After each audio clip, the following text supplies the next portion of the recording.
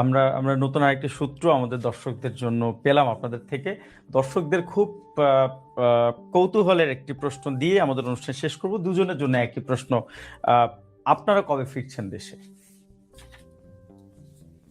প্রথমে পিনাকি দার কাছে যাই, এরপর আপনাদের দেশে ফেরা নিয়ে দর্শকদের একটি বড় কৌতূহল আমরা লক্ষ্য করছি। আসলে এই বিষয়ে কোনো মন্তব্য করবেন কিনা? দেখেন, আমি আসলে কেন দেশে ফিরতে পারিনি সেটা নিয়ে আমি অনেকবার নানাভাবেই ব্যাখ্যা করছি। সেটাকে অন্য অনেকভাবে বলার চেষ্টা করা হয়। হ্যাঁ, আমি ফিরতে চাই। হ্যাঁ, আমি ফিরতে চাই এবং আমাকে ফেরানোর জন্য অনেকেই অনেকভাবে চেষ্টা করেছে। হ্যাঁ, এবং আমি দায়িত্ব নিয়ে বলছি, মানে এমন ধরেন রাষ্ট্রের প্রধান নির্বাহী প্রফেসর ইউনূসকে বলা হয়েছিল, একাধিক জন বলেছে যে পিনাকিকে, এবং উনি চাইলে এটা 1 ঘন্টার মধ্যে হয়ে যেত, পিনাকিকে ফেরত নিয়ে আসার ব্যবস্থা। খুবই দায়িত্বপ্রাপ্ত মানুষ, আমি নাম বলছি না তাদের কারোই, কিন্তু আপনি ধরে নিতে পারেন যে ধরেন বাংলাদেশে যদি আপনি 10 জন খুবই গুরুত্বপূর্ণ মানুষের কথা চিন্তা করেন, এরকম 10 জন গুরুত্বপূর্ণ মানুষের মধ্যে অনেকেই আমার কথা বলেছে প্রফেসর ইউনূসকে সরাসরি, এবং আমি তাদের মধ্যেই কারো কারো কাছে থেকে ফিডব্যাক পেয়েছি। আমার কথা যখনই প্রফেসর ইউনূসকে বলা হয় উনি দার্শনিক হয়ে যান, আকাশের দিকে তাকায় থাকেন আর কি। হ্যাঁ, মানে এবং ওনার মুখের চেহারা চেঞ্জ হয়ে যায়, মানে অ্যাজ ইফ উনি আমাকে আনতে চান না। তো আমাকে অনেকে এরপরে বলেছে যে তো আমার একটা বলতে পারেন যে একটা গভীর অভিমান আছে আমার দেশে যাওয়ার ব্যাপারে। হ্যাঁ, আমি জানি না, আমি খুব অভিমানী মানুষ, এবং আমার এই অভিমানের কারণে এমন হতেই পারে যে আমি হয়তো কখনোই আর দেশে যাব না। এটি খুব আপনার যারা ভক্ত সমর্থক তাদের জন্য নিঃসন্দেহে একটি বড় দুঃসংবাদ। আমি ধরেন আমি যেই জিনিসটা খুব বেশি করে চাইছি, এটা আমার জীবনের একটা ট্র্যাজেডি বলতে পারেন, আমি যেটা খুব বেশি চাইছি আমার জীবনে সেটা আসেনি কখনো। হ্যাঁ, আমি সেজন্য কোনো কিছু চাই না, আমি সেজন্য বলি আমি দেশে যেতে চাই না। হ্যাঁ, যদি এই বিরাট থেকে একদিন হঠাৎ করে মানে সত্যিকার অর্থে আমি কিন্তু আমি যখন কর্পোরেট জব করতাম আর কি, তখন আমি ওভারসিজ পোস্টিং চাইতাম, এবং আমি চাইতাম যে প্যারিসে আমি যাব, আমার পোস্টিং হবে প্যারিসে। হ্যাঁ, এটা আমার উচ্চাশা ছিল বলতে পারেন ওই সময়, কম বয়সে আর কি। তো সেটা কিন্তু তখন হয়নি। তারপরে আমি যখন চাইনি, আমি যখন আসতেই চাইনি, তখন আমাকে এসে খোদা তাআলা প্যারিসে এসে আমাকে থিতু করে দিলেন। তো আমার আসলে আমার দেশে যাওয়াটা আসলে আমি মনে করি যে এটা এখন আমি রিয়েল অ্যান্সার দিচ্ছি, অভিমানের কথা না। আমার দেশে যাওয়াটা আসলে ডিপেন্ড করে, আমি বলি আমি তো এখন খুবই স্পিরিচুয়াল মানুষ আর কি বলতে পারেন। হ্যাঁ, আমার দেশে যাওয়াটা যেদিন খোদা তাআলার হুকুম হবে সেদিন আমি হাজির থাকবো, যেদিন উনি চাইবেন সেদিনই আমি যাব। কেউ আমাকে ঠেকাইতে পারবে না, আমি অভিমান করেও আমি দূরে থাকতে পারবো না। আমার যেদিন সময় হবে, রাইট টাইম, সেটা প্রবাবলি আসমানে স্থির হবে যে কবে আমি দেশে ফিরবো, সেদিনই যাব। কেউ আমাকে ঠেকাইতে পারবে না সেদিন, এবং আমার কোনো অভিমান আমাকে দূরে রাখতে পারবে না। কিন্তু ব্যক্তিগতভাবে আমি কোনো নিজে থেকে উদ্যোগ নেব না। খুব পরিষ্কার বক্তব্য।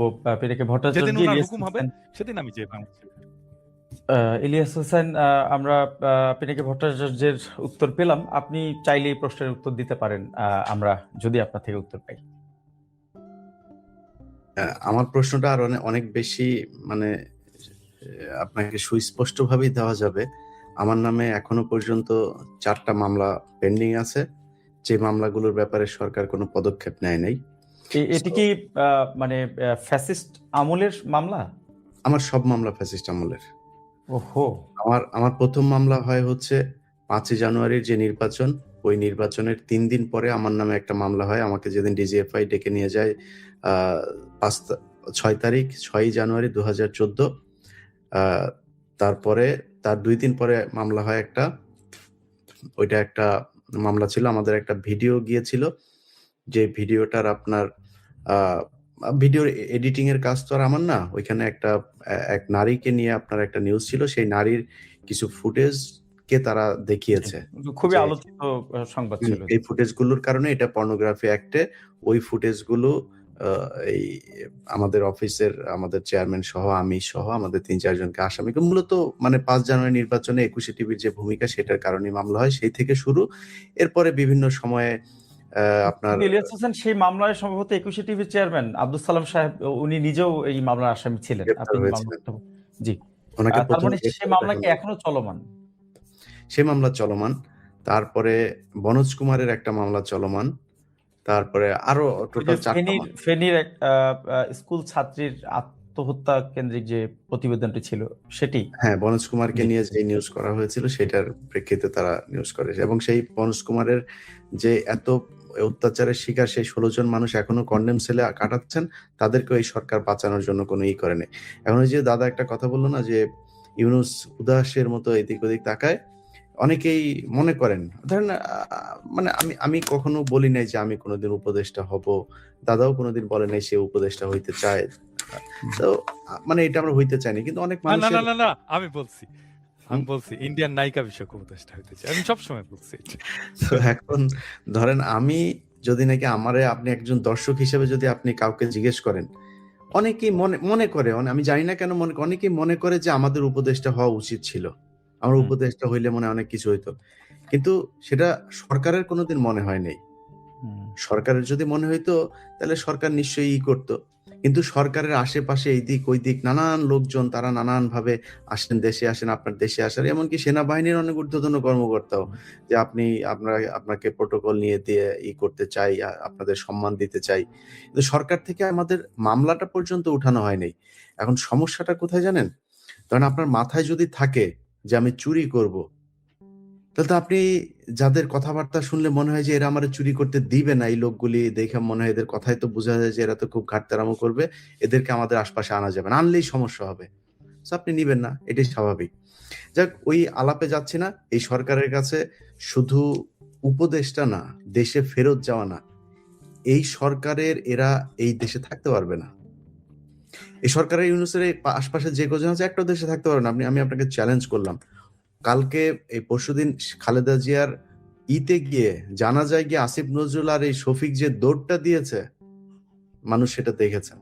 সো এই দৌড়াদৌড়ির উপরেই তাদেরকে থাকতে হবে সারা দুনিয়ায়। তারা যে বাইরে গিয়ে আরামে থাকবে সেটা না। সারা দুনিয়া। আমরা তো তাও কোপ আপ করে ফেলেছি বিভিন্ন জায়গায় থাকতে হয় কিভাবে। ওরা এটাও পারবে না। সম্ভব না। এখন আপনার দেশে ফেরার বিষয়টি আসলে আপনার যে মামলাগুলো চলমান সেটি হয়তো অনেক দর্শকের আসলে জানা আমি ছিল। আমি দেশে আমরা ফিরবো। আমি দেশে ফিরবো যেদিন আমার যুদ্ধ শেষ হবে সেদিন।